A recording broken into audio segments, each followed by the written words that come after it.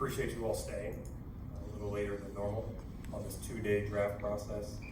First, I want to say successful draft night for the Wizards. We added 2 players, but more importantly, 2 people who we feel fit us and where we were going. Secondly, we were blessed to have a tremendous draft room tonight in this facility. So thank you, Cisco, Jim Van Stone, our partnership group, for making sure we had our ability to do the draft. With Cap One, where we normally do it, going under renovations, we found a beautiful home to do the draft, and it made our job a lot easier tonight, and we look forward to it moving forward. So, as you guys know, each night in the draft is different. Every draft is different. Tonight we walked in with 6 and 8.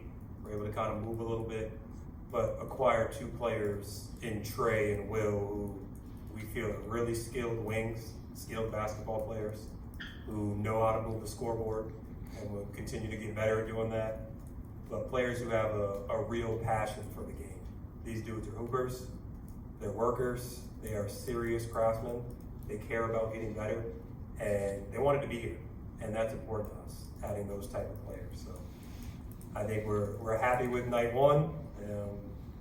Picked up a pick to get back in the draft tomorrow night in round 2. So all the scouts and strategy, everybody's still downstairs trying to figure out what we do tomorrow.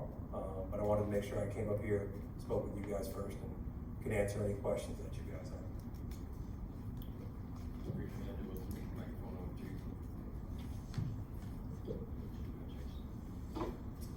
I will. Just how good of a shooting prospect is Trey Johnson? Really good. Obviously one of his bigger strengths.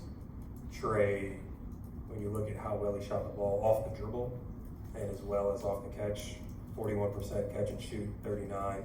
That's impressive at his size. I think pound for pound, if he's not the best shooter, one of the best shooters in the draft, but that's not his only skill.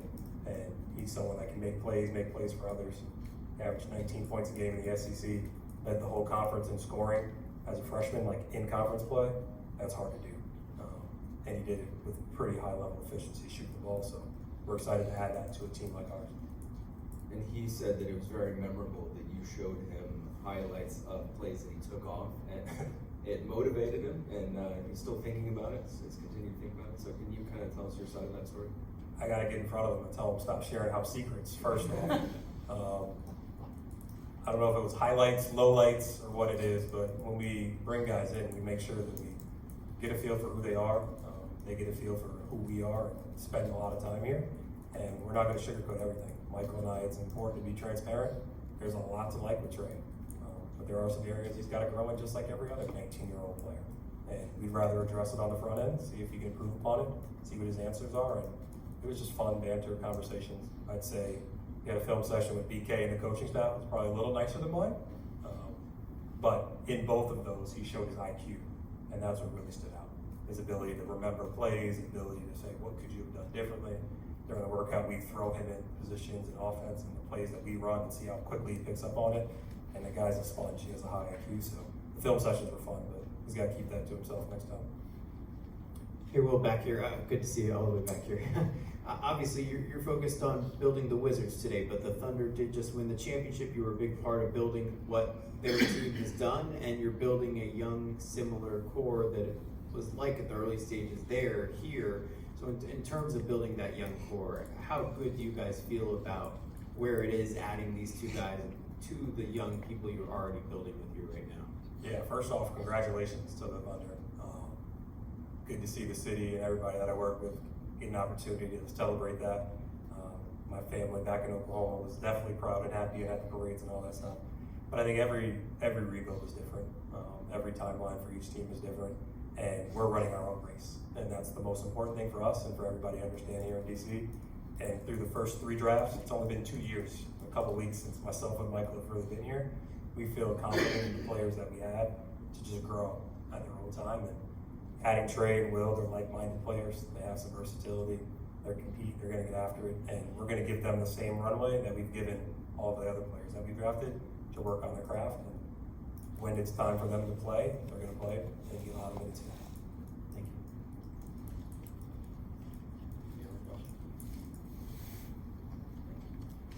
Hey, Hey, Will. How's it going? Good. The Will Riley pick, number 21, originally had 18. Felt comfortable making that trade to move back. Was Will Riley always your guy in that range, and you felt confident that he was still going to be there at 21? Or overall, what was the reason behind that deal? Yeah, there's a lot, as you can imagine, that goes on. We're fortunate to have a deep staff that can have multiple conversations with agents, multiple conversations with other teams, and we're just tracking our guys throughout the draft. Will's someone that, when we first came in, we knew he kind of fit our profile. We spent a lot of time on the grassroots watching and seeing who he is as a player there. He was different than when he was at Illinois. I think towards the end of the season, when they had some injuries, they put the ball in his hands a little bit, and you could see who he was back when he was playing youth play and playing in Canada. So we knew the type of player he was. He was someone we were looking for. And again, it's our job to be strategic as possible, get the most value we can for the future, but also try to make sure we get players that we like. And that deal presented itself, and it was probably the best deal at the time that we felt very comfortable with. With Will, you said he fits your profile. What specifically do you like about his game? Size, versatility, high processing speed. He's, again, like I said, he's one of those guys who works. He had a massive growth spurt, and you just look at his face and his body, the way he's built, he's still growing. So he's somebody that we feel confident is going to come in the gym and push people and develop at his own time. But he has ball skills, he can make plays, assist to turnover ratio, and he's probably a better defender than people give him credit for. But we're going to test that out right away in summer league and make him guard. Will, you mentioned already that you're going to give these guys a runway to work on their craft, and they get a lot of minutes here, so that probably answers the why they wanted to be here. But during the pre-draft process, do you sell them on the Wizards, or do they have to sell themselves to the Wizards? Yeah, I think it goes both ways. It's a partnership. What Michael and I are trying to do with the organization, we're pretty direct with that. And we're probably not for everybody. Like, what we're trying to do is different, and you gotta wanna be here and a part of that. And we bring guys in and they meet with different people within the organization to get a real feel for what it's like. Like, not only what's your job, but how do you help players? If I were to be here, how would you help me? So they know exactly what they're getting into, and it's not the right partnership for everybody, but I think players who are serious about basketball and want to work and bet on themselves and use the resources that we're going to give them are typically good matches for that. Hey, well, you talked about the two wings that you guys drafted today. With Trey, do you see him as more of a guard or as a wing? Can you repeat the first part? I missed it, sorry. When you talked about Trey and Will originally, you called them two wings, so I was curious, do you see Trey as more of a guard, or do you see him as like a big guard, or more of a wing? Yeah, these guys are versatile. Like, you see Bub, you see Keyshawn, you see Bilal, like, get the ball, rebound, you see Alex, rebound the ball, bring it up, and then we'll play from there. So we see them playing different positions, 1, 2, 3, maybe even some 4 and smaller lineups, but they fit the type of mold we've drafted, where you have multiple decision makers, multiple handlers, and now guys who can spread the floor again. You talked about being honest with them about where you want the players to improve when they come in. What are the things for Trey and Will that you kind of implemented as, hey, here are the growth opportunities for you guys? Yeah, we were pretty direct on some of that stuff. Mostly used our analytics to kind of back that. I don't want to give the summer league scouting report away on their weaknesses, but both those guys are young. They got to get better on the defensive end and just get more efficient where they can. But a lot of stuff is just really for first-year players, catching up to the speed of the game, working on their bodies, improving their habits, things like that. That'll go a long way. But fortunately, these two guys, they eat the gym. Like, they're in there, they're workers, and it's in their DNA. So I feel pretty good about whatever their weaknesses are, and at least shoring those up. What were the things you saw with Will in the grassroots evaluation that might have only shown up later in his time? More on the ball play. More on the ball play. His confidence when he is on the ball and kind of in that AAU setting, he knew what he could do with the ball and score and get places, but also find guys. When there were some injuries with KJ at Illinois, like watching those games, watching how he competed and really went at guys in the Rutgers game, like that's a high level game with multiple first round guys in it. And the way he kind of attacked that game was kind of what we saw in EYBL play. Oh, I'm so sorry.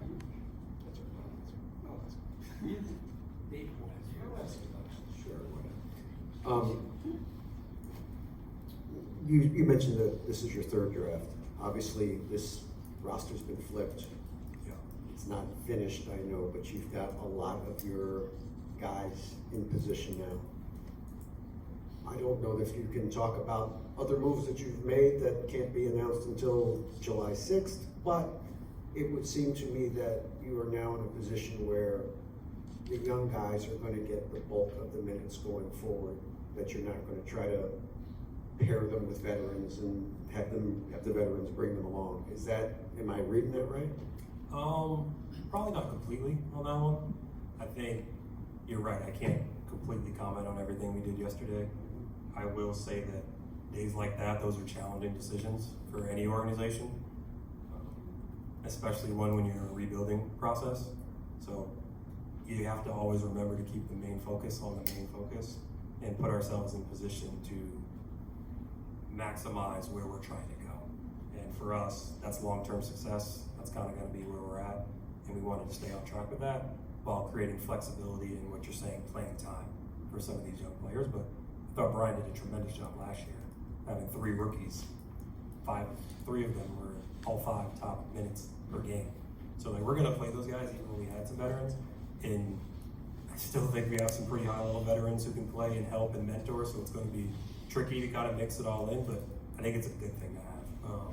But again, we're going to invest in the guys we drafted tonight, give them every opportunity to play and find that balance. But we're trying to keep it strategic, trying to stay flexible. You know, the new rules, the new aprons, like that's probably as important as having high-level players. So we're going to take our crack, develop our guys, and stay flexible. But on our timeline, we're not rushing that. In terms of, again, knowing that we may not be able to talk about that, other people that were at that position, is it fair to say that Bub's gonna get the ball now? I know everybody gets the ball, but somebody has to play the 1. Is he gonna be the 1 going? Yeah, I think there's a lot of room to kind of talk about that, but we feel confident when Bub has the ball, and we want to make sure that we're playing a style where everybody touches it. But he's going to take a step this summer. He's been in the gym with Key, with Alex, with Justin, with AJ. Like, these guys have been back since May 1st. It's pretty impressive the work that they've been putting in, and they're ready for the challenge, and they're ready for more opportunity. And we kind of like saying, hey, go get it, go earn it. Everybody's going to get a chance, and that'll take care of itself. We'd rather have people do it that way than just give things out to them. But I think he'll be ready for summer league. Hi, Will. In talking with Trey and Will, they both use words like family-like, connectedness to describe the environment here during their visits. What does that say about the values you and your staff have been able to instill, and is that something that you want them to walk away with? Yeah, I think that's who we are at our core. We're a player-centric building. We're a people-first organization. And I can't tell you the effort that Amber Nichols puts into planning these draft workouts and spending time and dinner and really getting to know these people. Anna Lee, Jalen, like the experienced people that just make sure that guys have a great experience when they come here, because these guys are traveling. They're going workout to workout, they're staying in hotels. You want to make sure that they're comfortable while they're here. But we don't want to just roll the balls out for the workout. Coach Keith and Cody like specifically building workouts to answer questions that we have about them, so it's more intentional. They get to touch the PPE departments. They get to sit down and talk with analytics to learn about themselves, but also how we look at things. Like, it is a family atmosphere, and when I call them, it's not like, hey, thanks, who am I going to be working with? They're like, hey, I can't wait to see this person again. Can't wait to come in and I know where I fit. Like, we feel better about that. But again, it's about actions, not about words. We care about people, we care about the community. We want it to feel like a family, and we want these guys out in the community. And I think once you get to know these guys, our fans are going to love them. Well, we know that Trey is a really good shooter, a particularly accomplished college shooter, but what, if you were to break down his shot, what makes him the shooter he is? The ball going in a lot. And I expect it to continue. If you watch him go through a workout, the repetition, it's the same shot every time. He can speed it up. He can mid-range, deep, 4-pointers. Like, I'm not gonna oversell his shooting. Like, this guy does that for a living, and he's gonna get paid to do it. It's a repeatable shot every single time. I'm not asking you to compare Keyshawn's game to Will Riley's game, but do you see similarities in maybe how the rest of the league didn't quite value them in the way that the Wizards valued them and their feel for the game? I'll say this, it was a deep draft. It was really hard to make some of these decisions when you're going through and looking at the players that are available and the different picks that are being moved around. I think when you go and study this draft, that people drafted for them. They drafted for their fit. And for us, you talk about Keyshawn, who I think is going to be someone that you see the work he's really putting in and how his year 2 is going to look. You guys are going to be excited to see the gains that he's making. Hopefully you do that with every player. And with Will, he again is someone that's big, that's tall, that's versatile. Probably wasn't known as much for being a two-way player who we're going to harp to continue to do that. But he's got some special skills with the ball that he didn't get to unlock. And for us, being on the grassroots circuit, being on that stuff early gives you a head start. And that's why we have our grassroots scouts out there early. I'm telling them, like, make sure I don't skip EYBL. Like, I got to go see those dudes because that's important. The game is different when you're drafting these dudes off 1 year, 6 months on campus. So we think there's more there to unlock. That's why we had him as high as we did, and we're happy to have him, happy to have Keyshawn, because those guys will be in the gym all night. I can guarantee that. Hey, Will. So you mentioned earlier that you liked what you saw when Will got the chance to get more on ball due to some injuries. It was kind of a similar story for Keyshawn at Miami, and Bub too sort of moved on and off the ball at Pitt. How much do you value getting actual tape from these guys in real game situations that they can play both on and off the ball? It's invaluable. I also want to say we have a very deep scouting department. Like Ted, Michael allow us to have a deep roster and really use resources to travel and see a lot of these guys live, go to their practices, because you don't just want to see them in game situations. And obviously we watch film as well. So Amber kind of leads that group, makes sure that we have full coverage. We have people in the analytic department like flag, like, hey, higher usage this game. Someone's injured, try to go watch that stuff. So it's all connected. We try to make sure that what we're seeing is connected with what we're reading through the numbers. And obviously the intel when you're talking to all the people around them, that you're drafting your type of people. But finding those type of games when other players are injured and they get to do more, that gives you those little glimpses to study. But again, there's different ways to evaluate, but that's just a piece that we look forward to. Thank you. Thank you guys.